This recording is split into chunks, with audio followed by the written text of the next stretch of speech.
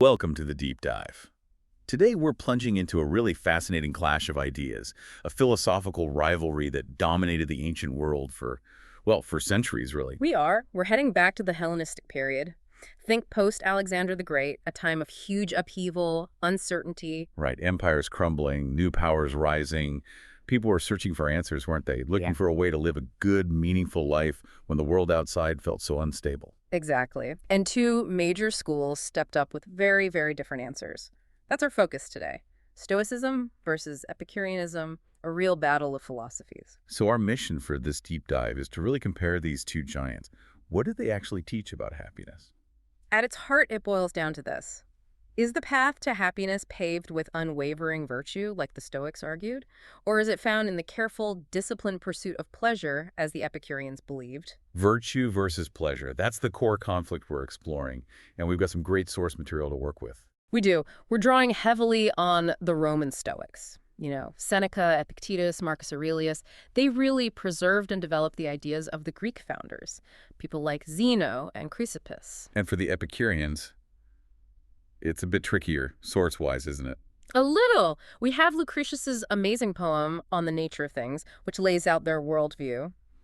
But we also rely on descriptions and, frankly, critiques from their opponents like Cicero and even the Stoic Epictetus himself, so we have to read carefully. Okay, so we have the text, we have the central question. Let's dive in. Maybe start with Stoicism. It seems to be having a bit of a moment again today, but it's often misunderstood. Agreed. Let's tackle the Stoics first. All right, the Stoic headline. Virtue is the only true good. Everything else, health, wealth, reputation, even life itself, is technically indifferent. Now that sounds, well, incredibly tough, almost detached from reality. It does sound stark, doesn't it? How can things like health be indifferent? I mean, surely they matter. Exactly. So how do they actually build the case for this? What's the philosophical machinery behind it? Okay, so the key is understanding their distinction between what's truly good, which is only virtue, and what's merely valuable or preferred. Ah, so there's a difference. A crucial one. They use the term axia, meaning value. Things like good health, having enough money, physical strength. These definitely have axia. They are in accordance with nature. So they're not bad things. Not at all. They're things we naturally prefer. We should choose them, all else being equal, because they help us live a natural, functional life. But, and this is the critical point, they are still classified as indifferents because they are not the good itself. Okay, let me see if I've got this. Losing my job, for example. That's losing something with axia, something preferred. It's a loss, it's difficult. But according to the Stoics, I haven't lost the good. Precisely. The only way you lose the actual good is if you compromise your virtue, your rational judgment, your character. That's the only true harm. And they saw kind of development in how humans get to this point, right? This idea of kathekon. Yes, kathekon. It translates roughly as appropriate action or duty. They saw a natural progression. Walk us through that. How does a person go from just basic instincts to this high-level virtue? Well, it starts with the absolute basics, self-preservation. A baby reaching for milk, that's a kathekon. It's the appropriate action for its nature at that stage. Instinctive. Right. Then, as we mature, it becomes more complex. We start making choices based on what's appropriate for our roles, maybe caring for family, contributing to our community. We recognize some actions are preferred, more fitting. So actions conditioned by appropriateness, moving beyond pure instinct. Exactly. But the final stage, the arrival point where true good emerges, is when our choices become fully rationalized, when they're not just appropriate for us individually, but aligned with universal reason, with nature itself. That perfect harmony is virtue. So it's like, my initial drive is just to keep myself going. But as I develop reason, I start to see this bigger picture, this harmony that governs conduct, as the texts say. And that harmony, that rationality, becomes more valuable than the simple survival I started with. You've nailed it. That's the fundamental shift in values. Once you grasp that rational order, you realize that nothing external, no loss, no pain, is worse than failing your own reason, betraying your rational self. Which explains why they put such an enormous emphasis on the rational self, on judgment. Absolutely. They believed that for a human, consciously agreeing to something false, making a wrong judgment that's more repugnant, more contrary to our nature than almost anything else external, losing your reason is the ultimate failure. This focus on judgment, on assent, it leads us straight to Epictetus and probably the most famous Stoic practical tool, the dichotomy of control. The absolute cornerstone. You really can't understand practical Stoicism without it. Epictetus laid it out so clearly. Of things, some are in our power and others are not. It sounds simple, but the implications are massive. So what is in our power, according to Epictetus? Only one thing, fundamentally. Our prohairesis. It's a tricky word to translate. Sometimes moral purpose, sometimes volition, will, or choice.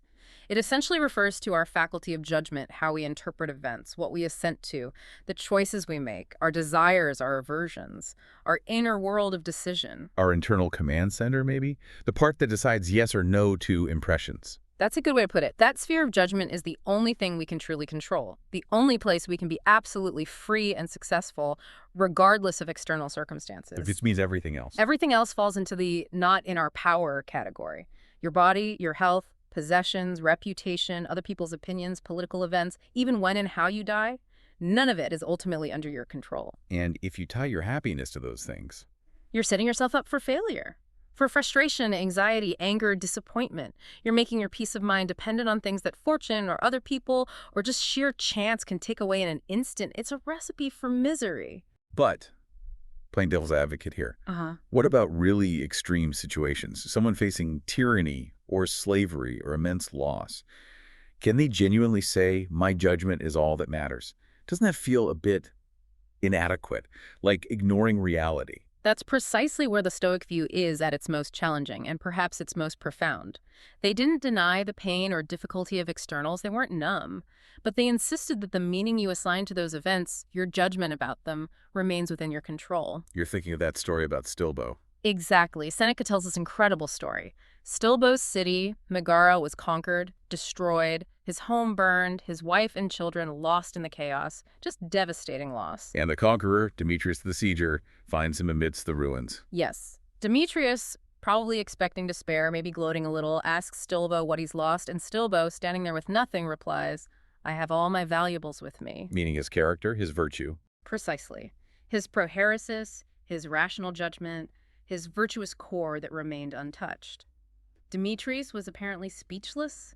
Stilbo had lost everything the world considers valuable, but because he hadn't lost his internal integrity, he claimed to have lost nothing of true worth. That's the inner citadel Marcus Aurelius talks about, that internal fortress of judgment. It is, but it's crucial, as you hinted, that this inner citadel isn't about passive withdrawal. It's the secure base from which you act virtuously in the world. It's where you protect your ability to make good decisions. And making good decisions means handling our emotions, which is another area where Stoicism gets really interesting and often misinterpreted. Hugely misinterpreted, this idea of apatheia. Right. Apatheia, often translated as impassivity. It conjures images of Spock from Star Trek, totally emotionless. Is that the goal? To feel nothing? Not even close. That's Yeah. probably the biggest popular misconception about Stoicism. Apatheia doesn't mean the absence of all feeling. It means the absence of pathe, the irrational, destructive passions or emotions. Okay, so what makes an emotion irrational in the Stoic view? What are these pathia? They are things like intense anger, crippling fear, overwhelming lust, deep grief over externals. The Stoics define these as fundamentally flawed judgments. They arise when you voluntarily assent to the idea that something external, something indifferent, is truly good or truly evil. So if I get furious because someone insults me, The Stoic would say your anger isn't just a feeling, it's a cognitive event. You've made a judgment. Being insulted is a terrible evil. Since reputation isn't indifferent, that judgment is false. The anger stems from that false belief. so emotions aren't just raw feelings bubbling up, they are consequences of our beliefs about the world. Exactly, and specifically false beliefs. Seneca famously called anger a temporary madness. He argued it completely undermines reason. You can't think clearly when you're enraged. He had that analogy, didn't he? About being thrown off a building. Yes, a powerful one. Once anger takes hold, it's like you've been pushed off a high place. You're just hurtling downwards, totally out of control. You've surrendered your reason, the one thing that makes you human and allows you to navigate life well. So the goal isn't to eliminate feeling, but to eliminate those specific emotions rooted in bad judgments. What about positive feelings? They absolutely believed in positive emotional states, sometimes called eupatheiae. Things like rational joy, based on virtue, rational caution, eulobeia, about avoiding vice, and rational willing belesis, aligned with the good. These are emotions grounded in correct judgments. So apatheia is about eliminating the destructive passions, not all feeling. It's a much more nuanced picture than just being emotionless. It's about emotional hygiene based on rational assessment. Perfectly put. Right. Emotional hygiene guided by reason. Okay, that Stoic path is demanding. Rigorous self-control, focus on internal virtue, acceptance of external fate. Now let's completely switch gears. Let's talk about their great rivals, the Epicureans. How did they answer the question of the happy life? It's a total pivot. If Stoicism is about virtue, Epicureanism is about hedonic pleasure. For Epicurus, pleasure is the alpha and the omega, the ultimate goal, the only thing that is good in and of itself. Pleasure is the highest good. Now, immediately that sounds potentially problematic, right? Doesn't that just mean hedonism, chasing every possible physical sensation? That's the common caricature then and now. But it's a misunderstanding of what Epicurus meant by pleasure. He wasn't advocating for a life of wild indulgence. Quite the opposite in many ways. So how did he define pleasure? If not just sensory gratification, what was it? He made a crucial distinction. We need to understand the difference between kinetic pleasure and static pleasure. Okay, kinetic and static. Break those down for us. Kinetic pleasure is pleasure in motion. It's the process of satisfying a desire. Think about quenching a powerful thirst, eating when you're hungry, the relief of scratching an itch, maybe the joy of solving a complex problem or seeing a friend after a long absence. There's an activity, a change involved. The feeling of need being met, basically, the process. Exactly. But for Epicurus, this kinetic pleasure wasn't the ultimate goal. The real aim, the highest form of pleasure, was static pleasure. And static pleasure is? Static pleasure is the state you're in after the desires have been satisfied. It's defined negatively, really. It's the absence of pain in the body, aponia, and the absence of disturbance in the mind, ataraxia. Ataraxia, tranquility, mental peace. Precisely. That's the bullseye. The goal isn't the temporary thrill of kinetic pleasure. It's the stable, enduring state of calm that comes when you are free from physical pain and mental anxiety. That peaceful equilibrium is the highest pleasure. So the Epicurean life isn't about chasing highs. It's about achieving and maintaining this baseline of pain-free tranquility. Exactly right. And this requires significant discipline, ironically. It's about managing your desires very carefully to avoid things that might lead to pain or disturbance later on. How did they manage desires? Do they have a system? Yes, a very practical one. Epicurus categorized desires into 3 types. First, the natural and necessary. These are things like basic food, water, shelter. If you don't satisfy these, you experience significant pain. So, these should be met simply and easily. Makes sense. What's the next category? Second, the natural but unnecessary. Think gourmet food, fine wine, sexual gratification. These are natural desires, but you don't need them for survival or basic comfort. Life goes on perfectly well without them, and chasing them can often lead to complications or future pain. So the wise Epicurean enjoys these moderately if they're easily available, but doesn't stress about them. They're easy to eliminate without causing suffering. Okay. Simple needs met simply, optional pleasures taken lightly. What's the third type? Third, the vain and empty desires. These are things like desire for fame, political power, immense wealth, immortality. These desires are neither natural nor necessary. They're based on false beliefs, often instilled by society. And crucially, they are boundless. You can never have enough fame or wealth to be truly satisfied. Chasing them inevitably leads to anxiety, frustration, and disturbance. So the strategy is satisfy the necessary simply, be indifferent to the unnecessary, and completely eliminate the vain and empty. That's the core of Epicurean discipline of desire.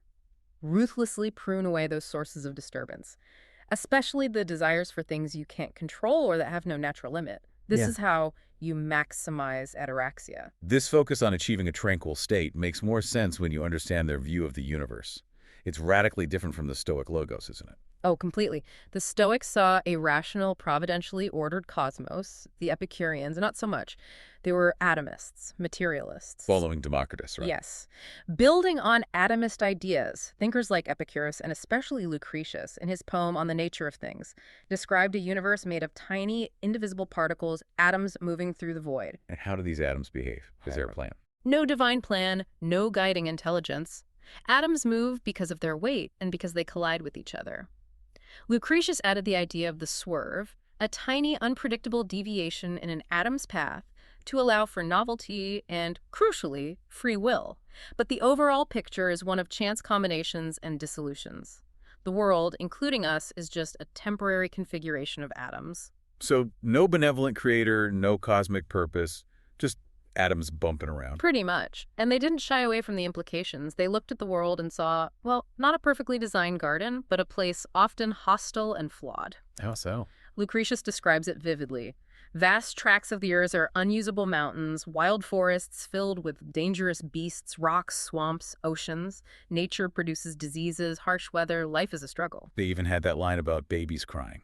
Yes, Lucretius says the infant's wail at birth is entirely justified in view of the quantity of troubles that lie ahead for him in life. It's a pretty bleak assessment of the natural condition. So if the universe is indifferent, maybe even flawed and hostile, and life is inherently difficult, then the most rational response isn't to seek meaning in some grand cosmic plan, but to withdraw, minimize your exposure to pain and disturbance, and cultivate your own private sphere of tranquility. Ataraxia becomes the logical safe harbor in a chaotic world. okay, that really clarifies the motivation. Yeah. Now, how did the Stoics react to this? Putting pleasure, even this tranquil kind, at the center, locating the good in the flesh, as Epictetus put it. They were not impressed. Epictetus in particular was quite scathing. He directly challenges Epicurus' focus on the body. What was his argument? He uses this wonderfully dismissive analogy. He asks, essentially, is a snail's good located in its shell? The implication is obvious. Yeah. The shell is just the outer covering, not the essence of the snail. So is it likely, he asks, that the good of a human being, a rational creature, resides merely in the physical body, the flesh? Exactly. Epictetus argues it's absurd. He presses further. What is the dominant principle in a human? Is it the flesh, which we share with animals? Or is it our capacity for reason, deliberation, judgment, the very thing that distinguishes us? For the Stoics, it's obviously reason. Of course.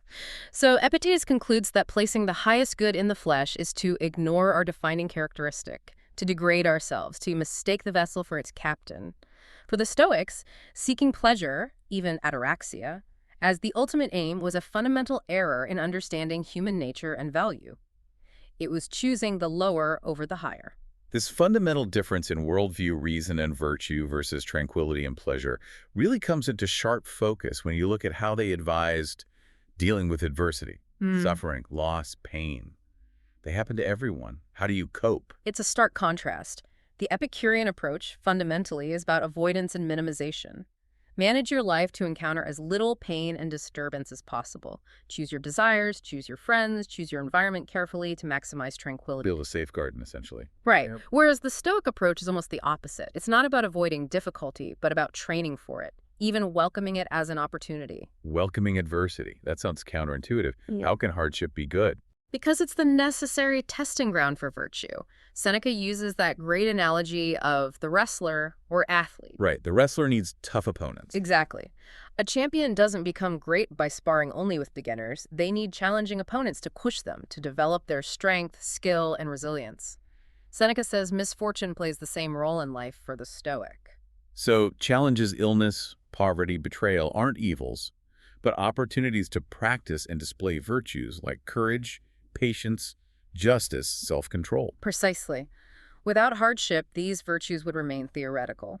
Difficulty is the arena where character is forged and demonstrated. Easy lives don't make strong souls, in the Stoic view. And this ability to reframe adversity hinges entirely on that core principle again. The dichotomy of control and the power of judgment. Epictetus's absolute hammer blow. It's not things that upset us, but our judgments about things. That's such a famous line. And so central. Seneca echoes it. We suffer in proportion to our opinions.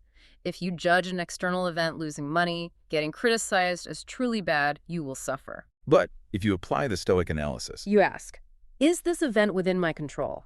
Losing money, being criticized, no, those are external. Ultimately not up to me, therefore they are indifferent. They might be inconvenient, painful even, but they cannot harm my core self, my prohairesis, unless I let them by making a faulty judgment.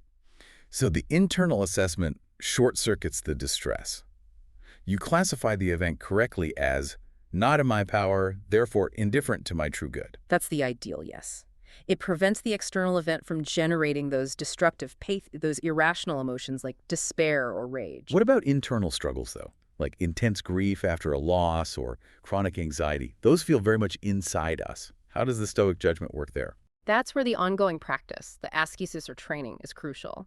The grief or anxiety is the manifestation of a judgment. Perhaps the judgment, losing this person is an unbearable evil, or this future uncertainty is a terrible threat.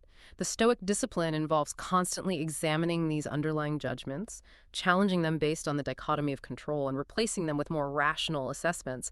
It's about catching that initial ascent to the faulty belief before it spirals into overwhelming emotion. It's constant vigilance over your own thoughts. Very much so, which brings us back to Marcus Aurelius. As emperor, he faced constant external chaos, betrayals, war, plague, a relentless onslaught of indifference.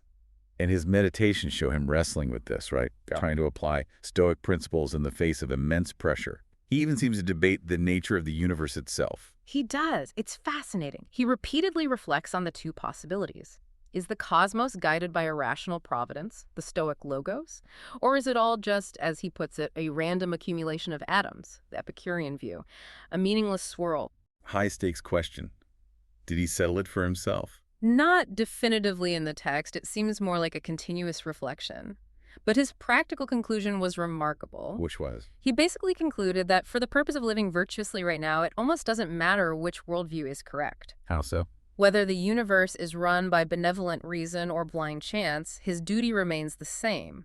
Accept what happens externally, because he can't control it either way, and focus entirely on his own response, acting justly, rationally, and courageously within his sphere of control. The practical ethic holds firm regardless of the metaphysical backdrop. That's incredibly pragmatic. Focus on your own actions, your duty, regardless of the ultimate why. Yes. Duty, role, responsibility, these become paramount.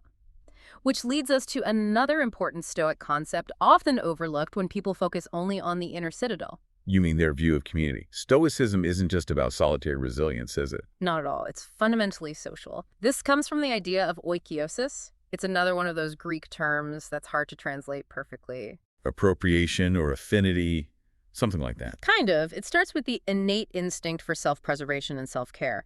But the Stoics argued this natural affinity doesn't start with ourselves. It expands outwards in concentric circles. Like ripples in a pond. Exactly. First, you care for yourself, then naturally for your immediate family, then your neighbors, your fellow citizens, your country. And ultimately, because all humans share in the divine logos, in reason, this circle of care extends to encompass all of humanity. That's the foundation for Stoic cosmopolitanism, the idea of being a citizen of the world. Precisely. We have a natural connection, a natural oikiosis towards every other human being. This isn't just a nice sentiment, it implies a duty. What kind of duty? A duty to contribute to the common good. The Stoics believed you cannot achieve your own good. That is, you cannot be fully virtuous in isolation. Your personal virtue requires acting for the benefit of the human community because you are fundamentally a part of that larger whole. Your reason connects you to everyone else's reason. So the inner citadel isn't a place to hide from the world. No, it's the command center from which you engage with the world virtuously. It protects your judgment so you can fulfill your social roles properly. And failing to fulfill those roles, even for reasons that might seem understandable, like avoiding personal pain. That's a serious Stoic failing. Absolutely. Epictetus gives that powerful example of the magistrate, a father whose young daughter was critically ill. What did the father do? He couldn't bear to watch her suffer, so he ran away. He fled the house, prioritizing his own emotional comfort, his own desire to avoid the pain of seeing her sick. Trying to achieve ataraxia, perhaps, in an Epicurean sense. Avoid disturbance. You could frame it that way, but Epictetus condemns him harshly. He says the father failed in his fundamental role.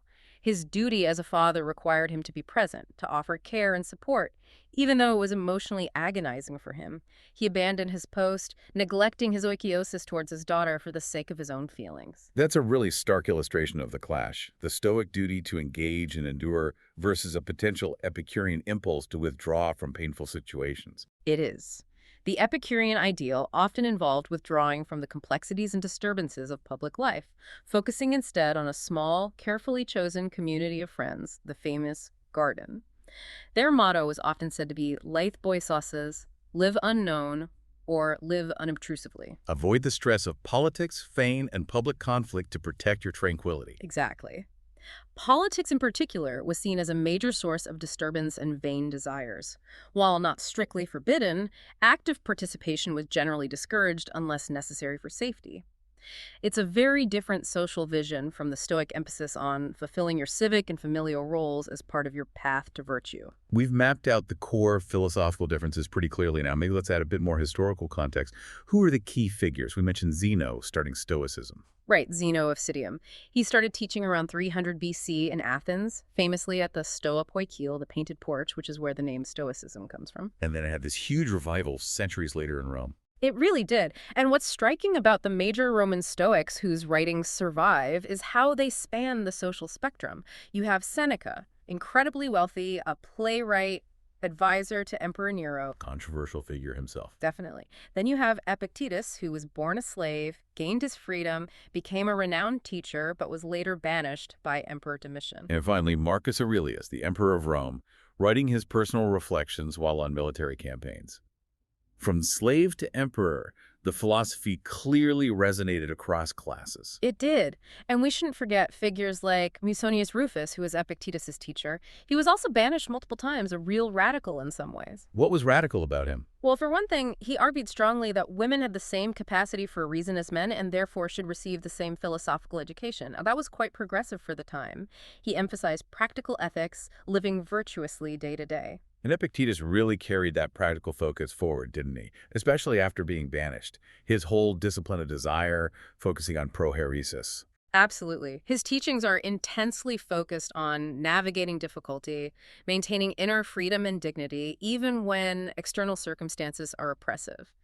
You can feel the experience of exile and hardship shaping his philosophy. It's about mastering what's inside when the outside is hostile. It makes perfect sense why this would appeal both to someone like Epictetus, who had faced powerlessness, and someone like Marcus Aurelius, who perhaps felt crushed by the weight of power and responsibility. It offered a framework for finding meaning and stability regardless of your external station. And this is deeply connected to their underlying theology, their concept of God or divinity. Right. The Stoic God isn't quite the personal deity many people think of today. It's the logos. Can you explain that? Yes, the logos is central. It's not an external creator God sitting outside the universe. It's more like the rational principle, the divine reason, the causal law that is immanent in the universe. It pervades everything, organizes everything, guides everything. It's a kind of pantheism. God is the rational structure and process of the cosmos itself. Think of it as the operating system of reality. So providence isn't an external hand intervening. It's the rational unfolding of cause and effect that is the universe. Exactly. And because humans possess reason, we are considered sparks of that divine logos. Marcus Aurelius calls us fragments of God himself. We have a piece of that cosmic rationality within us. And the implication of this? The implication is profound. The universe, being guided by perfect reason, is unfolding in the best possible way it can. Everything that happens for a reason within this rational structure. It could not be otherwise. Wow.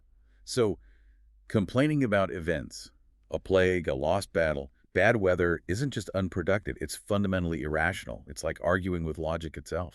That's the ultimate Stoic perspective. To complain is to wish the rationally ordered universe were different, which is absurd. This leads to the ideal of amor fati, the love of fate.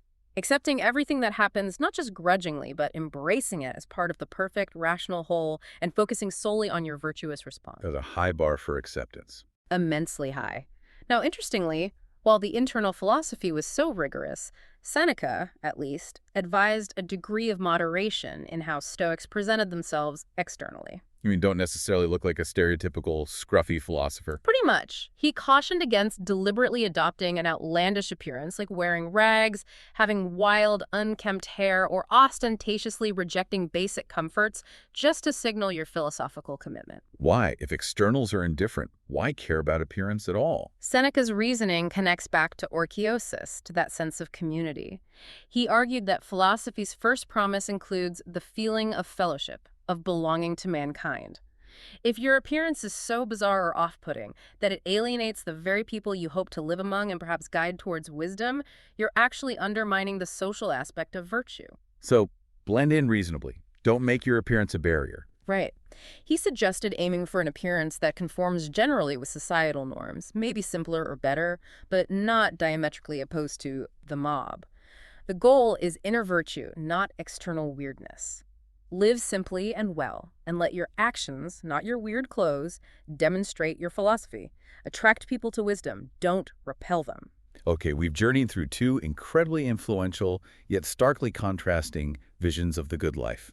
Stoicism, with its laser focus on internal virtue, rational judgment, acceptance of fate, and fulfilling one's duty within a divinely ordered cosmos. And Epicureanism, seeking pleasure defined as ataraxia tranquility, the absence of pain and mental disturbance achieved through disciplined desire management, understanding the atomic, non-providential nature of reality, and often strategic withdrawal from societal turmoil. Both demanded discipline, that's clear. But the target of that discipline was radically different. Absolutely. For the Stoic, the discipline is aimed inward, at perfecting the will, the judgment, the prohairesis. Everything of value resides there. For the Epicurean, the discipline is aimed outward, in a sense managing desires, environment, and social interactions to maintain a state of minimal disturbance, of comfortable repose. Value resides primarily in that state of being, that freedom from pain. One trains for inevitable storms by strengthening the inner core. The other tries to build the best possible shelter to avoid the storms altogether. That's a great way to summarize the practical difference in orientation towards hardship. Train for it versus avoid it. And it strikes me how relevant this ancient debate still feels. This tension between seeking meaning through struggle and seeking comfort through avoidance. That's a very modern dilemma too, isn't it?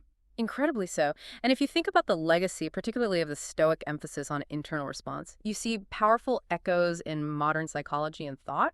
I mean, consider someone like Viktor Frankl. The psychiatrist who survived the Holocaust and wrote Man's Search for Meaning. Exactly. His experiences in Auschwitz, the absolute nadir of external circumstance, where every comfort, every freedom, every preferred indifferent was stripped away. What did he find?